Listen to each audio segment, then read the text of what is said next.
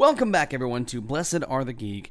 This is episode number 3, and in this episode, I'm going to sit down with a friend of mine from college named Tom Helm, and he's going to sit down and tell us about e-commerce and what it's like to open up your own online store, the requirements of that, and different things you might not think of that go into making money online on an online store.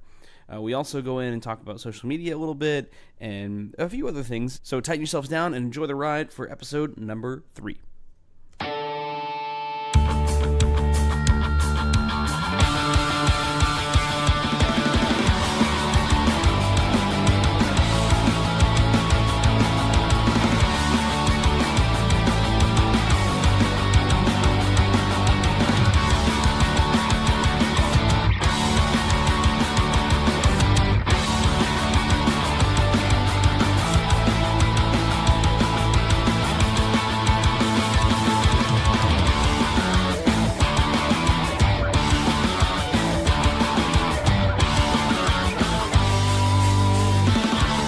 So this is our third episode of Blessed Are the Geek, and for today we've brought on a good friend of mine. We've known each other since, I guess, just since college. Really, I forget how we met. But Tom Helm. Hello. So Tom, everyone that comes on here has something that we're talking about. So we've already talked about Zelda and Breath of the Wild once. We talked about Lego once. What are you here to talk about today? What's your geeky thing that you do here? Yeah, so today I just wanted to talk a little about what I do, which is e-commerce. So geek out on numbers and all the things that you have to do on the web to have an e-commerce store. So that does numbers always sounds really geeky to me. So what is I remember you were talking to me about how you have this store set up online or whatever. How did you get started with that?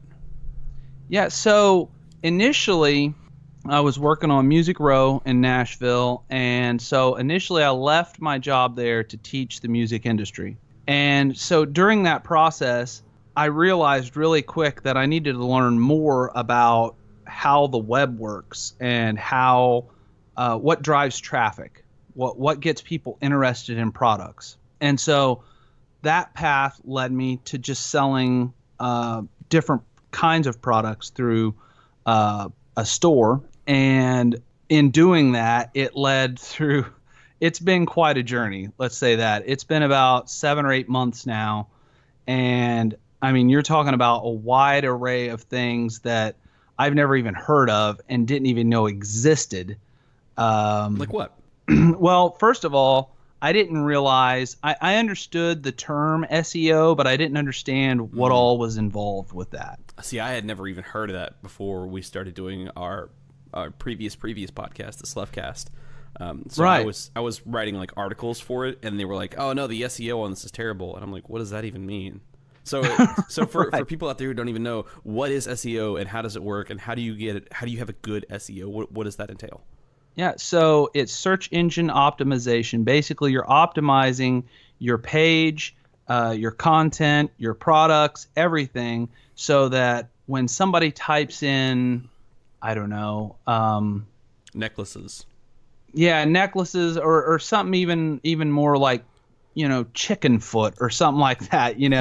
It leads them to where you're in the top ranking of what Google shows the person when they type that. Basically, you want your page to be what people find when they're looking for your thing. Right. You're wanting to be in the top few first results. So if Because they're who looking, really ever sees Google results page 2, like ever? right. Exactly. Exactly. So what makes up a good SEO? Well, so I have learned to shop that kind of work out because it is such a vast topic. It's so in depth that I could probably spend the next 5 years researching it and probably still be moderately decent at it. Well, So I would think that's because there's so much that's added to the web every day. So Yeah. I would think that like it constantly changes and fluxes based on how Google's working that day And did somebody else just do something with chicken feet recently? Like, did Rachel Ray do something with chicken feet online or on her show or something? Like, did that spark a lot of interest recently? So that's going to bring people away from your page or something like that. So I would think that, like, it's a constant influx kind of thing anyway. Absolutely. And so what ends up happening is they go into Google and they search the keywords that you're wanting for your product or for your page, and on a day-to-day, weekly, monthly basis, the amount of people that search that term versus another term changes. So you've got to go in and change those words to stay on top of the trends and make sure that you're staying in the top search results. So having a good SEO doesn't mean just slapping the words on once for your thing. It means going back and changing it every day or couple days or something. Yeah. I would say weekly to monthly for sure, to make sure that you're staying on top of current trends. So SEO and so that's. Oh, go ahead. No. I was just. So that's why it's important that you have somebody in your corner, taking care of that for you. Sure. So SEO is the first thing we're talking about here, but you said there's several other things. What else is involved with e-commerce and setting up your own online shop or something like that? Like, what's one of the bigger things bigger hurdles you've had to jump for this?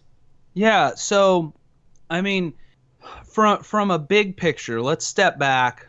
We kind of dove into a topic initially, but let's step back and look at the whole thing. So, in order to have a shop, you have to have a website, obviously, which means you have to get a domain name and you have to have a hosting provider.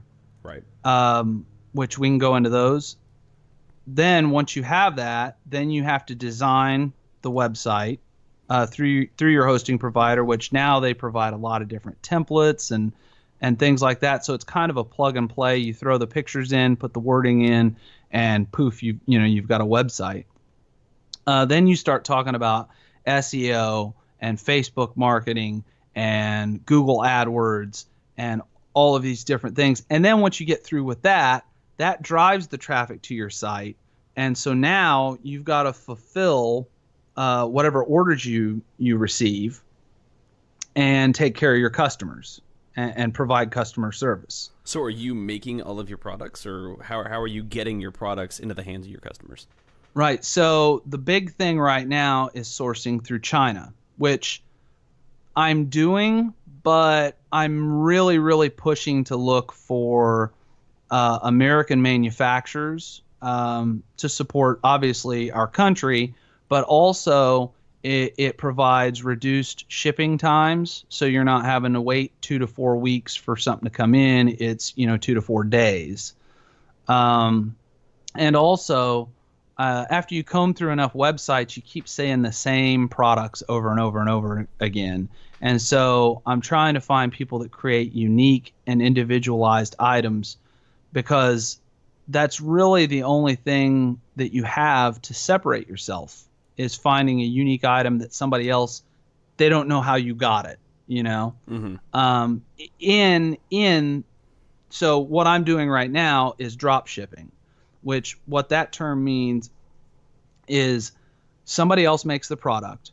I take their images and create my own marketing scheme for that, put it out there. And so when somebody buys from me, so let's say I've got an item up there for $10. I'm just throwing out numbers. For $10, they pay me $10, and my supplier only wants $5 for it. So I keep $5. I pay them $5. They ship the item to the person, and then they put my business information on the package. So they make it, they ship it, and everything, but it's my image out in front, and it's my brand on the package when it shows up. Well, that sounds really convenient. How would somebody go about finding, like, let's say somebody wants to build a shop, but they want to fill it with specific items, and they want, they want this type of, they want maybe a few different car parts for like special Volkswagen cars, or but they also want like, I don't know, like seeds and pottery. I don't know. Let's just say they have no idea what they're doing with their website. How would you go about like quote unquote shopping for things to put on your site? Do you have to go through multiple different drop shippers for something like that, or do you have one hub that like accesses the different drop shippers? Like, how does that work? Right. So there's a few different things there to talk about. So when you say about multiple products like that in varying industries, that's what we call a general store. So like I've got a general store right now, and it's, I mean, everything from women's clothing to stickers for your car to, I mean, just a wide array of products. And then you have niche stores that specialize in, just women's clothing or just baby products, Mm-hmm. And so when, in both cases, when you're sourcing that, right now, going through China and all that, you go to pretty much the same websites like Alibaba, Mm-hmm. and they have a specific store for drop shippers called AliExpress. So with Alibaba, typically you're talking about, it's 10 cents for this item, but I've got to buy 10,000 of them, Mm-hmm. Right. There's usually like requirements, like you can have, like you said, you can have this for 10 cents, but you have to purchase 1,000 of them to get it for this price. Or exactly. Or some of them are to get any from me. Like I won't even ship them to you unless you order this many. Absolutely. Yes. And so you're probably going to have to take out all of my absolutelys. I say that a lot. But you're right. You're right. It's so that is set for somebody that's going to stock product and then sell the product. And typically they get the product at a cheaper price because they bought in bulk. Right. With AliExpress, you're going to pay a little bit more, but you don't have that risk of having 1,000 of those items sitting in your house that you have to store and sell and all that. You can just put up a different item every single day, and it doesn't really cost you anything outside of the cost of the website and maintaining that. Right. And any ads that you would run. Right. So your shop has been fairly successful so far, right? Wouldn't you say?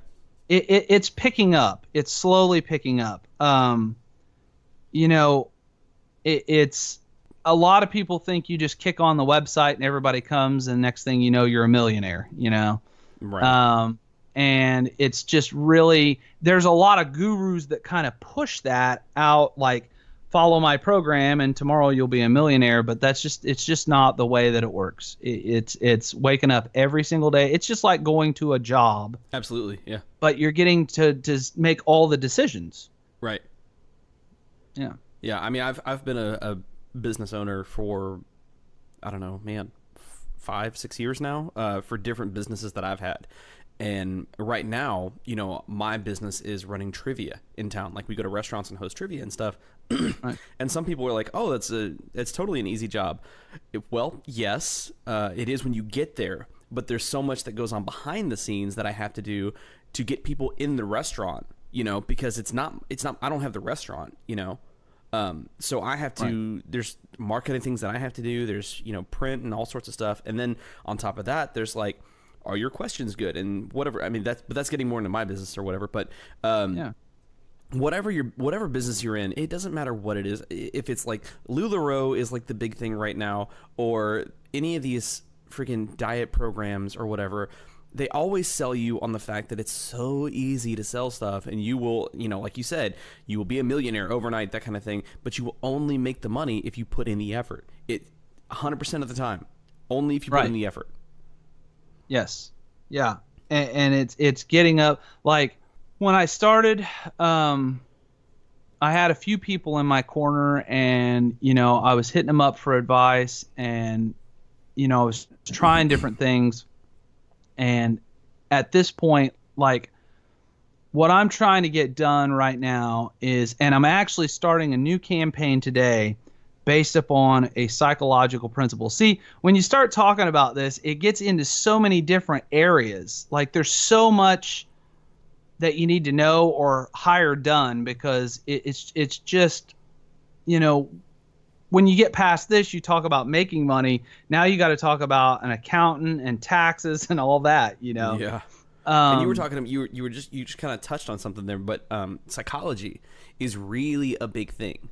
Like, and sometimes like some people might actually find it offensive the way that people who run businesses like have to think to get people into the doors, but it's so true that like, you know, oh well, women will very likely only come to my shop if I have XYZ, or you know, I need to have this certain product for, I don't know, for certain even ethnicities to visit your shop or whatever, you know? Absolutely. So there's a lot of things that people would look at and be like, whoa, that's, you know, I'm uncomfortable with thinking that way or having to put myself in that situation and make those decisions. But it's like you barely touched on it, but it's super, super important to do that. Otherwise, you may not, like, you may only limit yourself to white 35-year-old males, you know? And there's nothing wrong with that. And I'm sure there's a lot of money in that market. But if you're doing something that you want to be that overnight millionaire thing, you have to have a broad product for a broad market.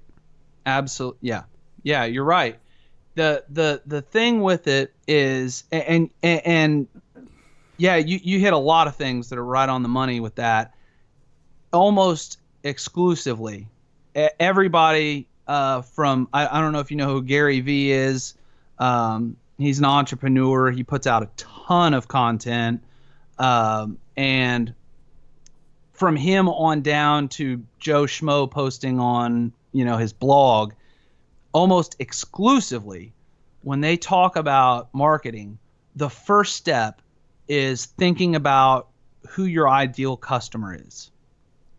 And you've got to literally think like that person thinks.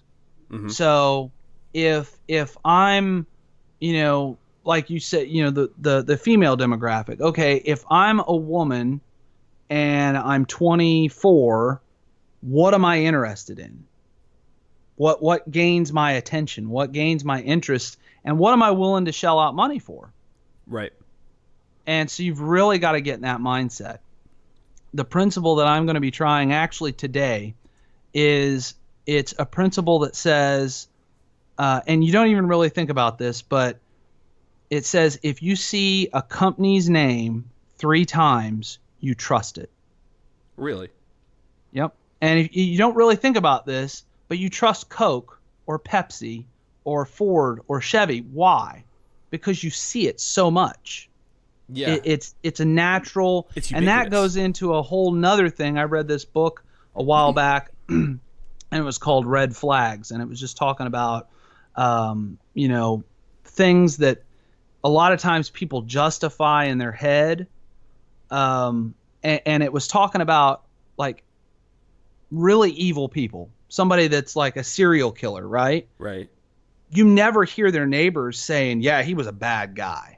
Right, like he was a lunatic. I knew from the get-go, like that guy was right. insane. Nobody said that. They're always like, right. He was such a nice guy. He came over, watered my plants. He checked my mail for me when I was out of town. Right, yeah. Yeah, and the reason for that is because you're their neighbor and they see you often enough that there's just this natural trust given to that person. And there's really no reason why you give that person trust other than you just see them often. Mm-hmm. And so what I'm going to try to, I've been trying putting out, like you said, I've got a general store, and so I've got all these varying products. So what I'm going to try today is I'm going to pick a niche, and I'm going to put out 3 ads targeted almost the same way to the same audience. So go into a little bit more detail on that. Like, unless you don't really want to, you know, divulge that information, what exact plans are you planning on doing today to reach those niche markets? Right. And what niche markets are you looking at? So that is what I'm all the planning for that starts today. Okay. I just had the thought last night. I came across an article. I don't remember what it said, but it sparked that thought in my brain, and I remember that from business school. Just a one-off class that I had, and I just remember that statement being made, and I've seen it in several books, and so it's just something I'm going to try. And that right there, is basically being an entrepreneur. You've just got to try things and keep trying. I mean, That's the truth. whether you're talking about Jay-Z, or if you're talking about Elon Musk, or anybody that's really well noted as being great at what they do, they didn't just start out on top. They kept trying different things until they found something that worked, and then they kept going with that. And so this is just a trial. It's just something I'm gonna give it a shot. It makes sense in principle. Now I'm going to try it in reality. So, it's like this. I know you've been in music for quite a while, mixed and engineered, and Sure. had a lot of responsibilities with that. So if I was going to do something in that line, it would be the equivalent of saying, okay, I'm going to make a microphone ad, a mic cable ad, and a mic stand ad. And then I'm going to put that out to exactly your demographic. Okay. And so that way they're going to see the microphone ad, then they're going to see the mic stand ad, then the mic cable ad, and it'll just imprint in their brain the name of the company with that gear. Mm-hmm. So if by the third time they click on the advertisement and it takes them to the page, let's say they pick the mic cable. Okay. So now that I've got them there, I can then proceed to say, hey, here's a mic and a mic stand to go with your mic cable.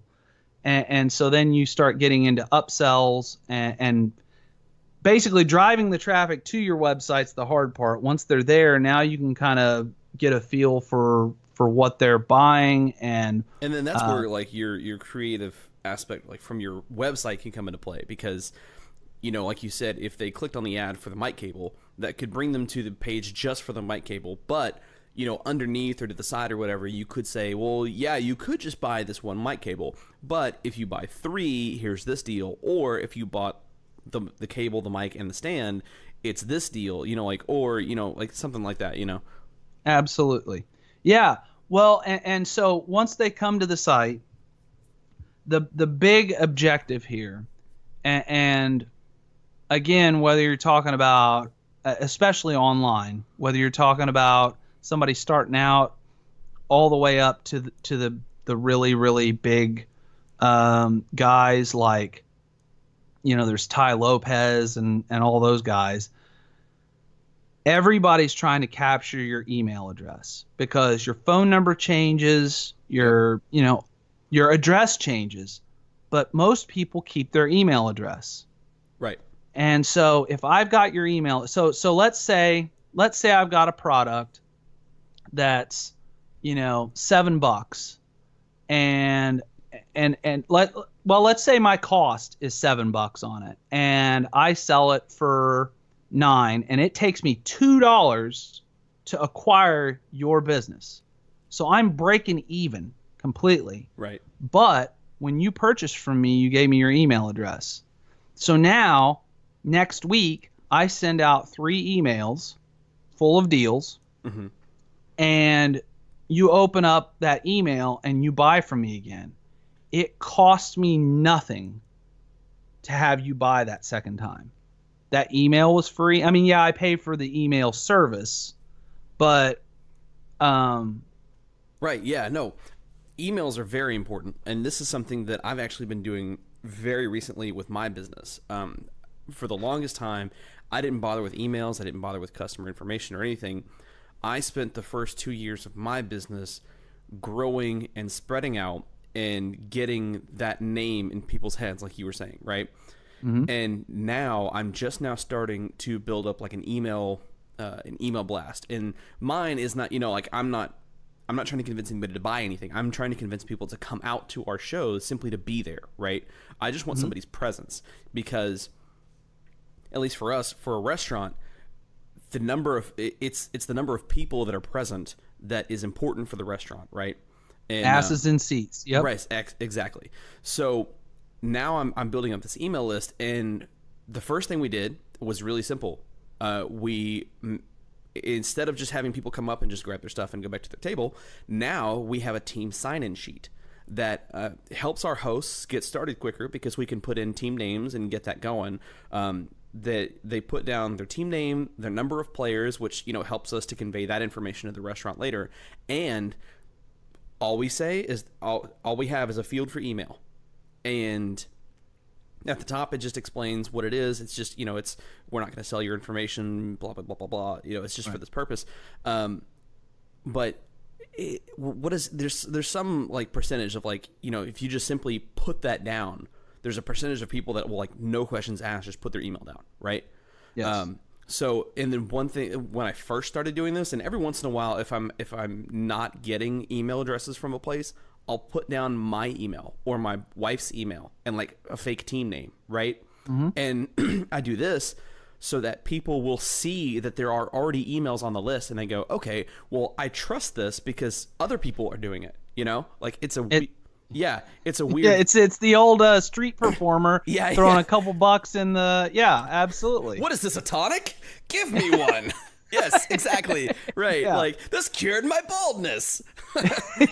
Right. Yeah. That's exactly what it is. And now what I'm doing is we're actually doing a promotion this month where when you come into our trivia show, you bring your business card, right? And you submit your business card, and at the end of the month, we're going to do a promotion where we go live on Facebook and we draw a random business card, and we'll do a free trivia show for that business. It doesn't cost me anything because it's just time, right? Like, we don't really have any overhead costs or resources. So it just costs us the time of being there. And in doing that, we're getting a lot of people submitting their business card, and on that business card is that email address, right? Exactly. So it's a marketing ploy to get people's information, but one thing that's important about getting people's email address for your business, it doesn't matter what business you have. If at any point in the future you want to stop doing your business, you want to sell your business, whatever you want to do with it, that is a lot of information, and people pay for information, right? So yes, very, very high amount. I mean, look at Google. That's pretty much what Google is information. Right.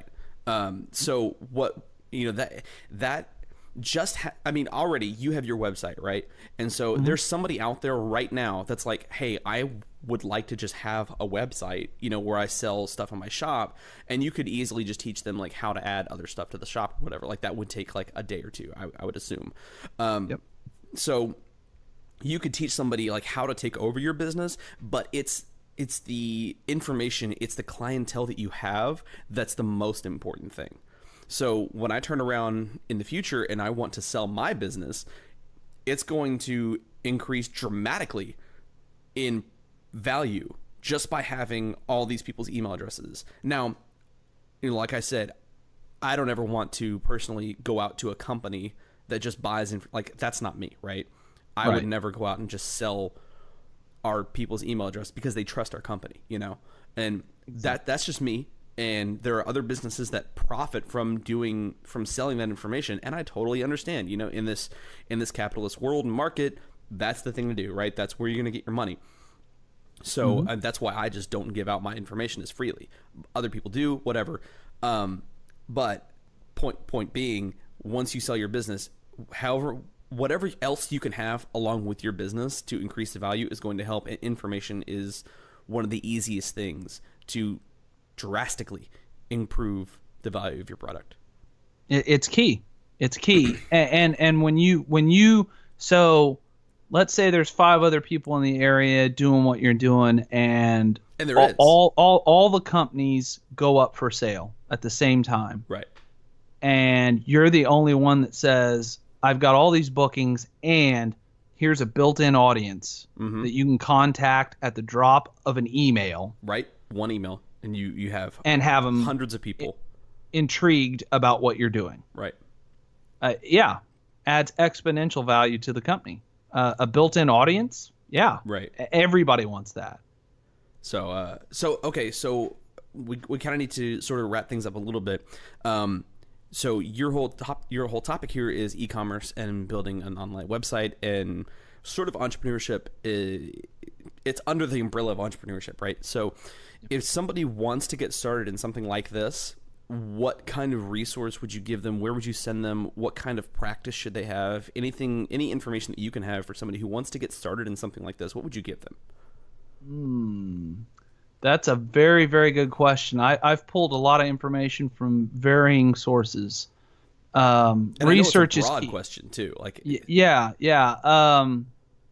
So I would say Shopify. Check them out. I mean, these aren't resources. This is just things that you can look at. Shopify has a pretty cool blog. It goes through quite a few things, including drop shipping. There's so many articles and blogs out there. I tell you what, this is what I'll do. If anybody's listening and they want to know more, they can contact me directly through my email. And can you put that up on your site, or do you just want me to say it now? To be honest, we haven't even launched, we haven't even posted, for anybody's listening backwards, we haven't even posted our first episode online yet. So why don't you do this? Why don't you give them your Twitter handle? Because that's usually how people communicate now, is through their Twitter handle, and then they can actually, request a follow and DM or something like that from you. Yeah, I don't typically get on Twitter much. All right, well, then let's go with your email address. I'm sorry, I wasted a bunch of time. Yeah, I guess we can do Twitter. I don't know if I even have my notifications on. You can edit all this out, right? Yeah, sure. And I gotta look. Look at what your handle is. Is that bad? Let's see. I think it's Tommy Helm Art. No, wait, that's not you. That's not me. Never mind. It's at Thomas Helm 360.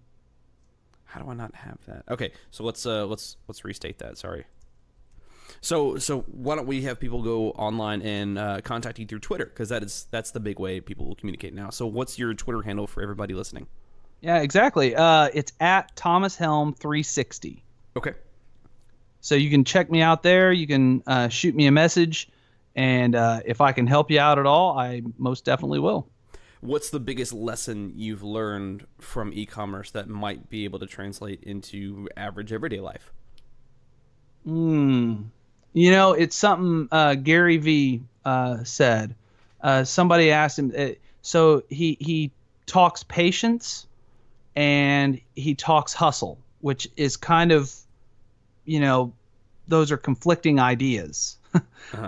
Hustling is fast paced, patience is, and so what he said when somebody said, you say patience and hustle, I don't understand.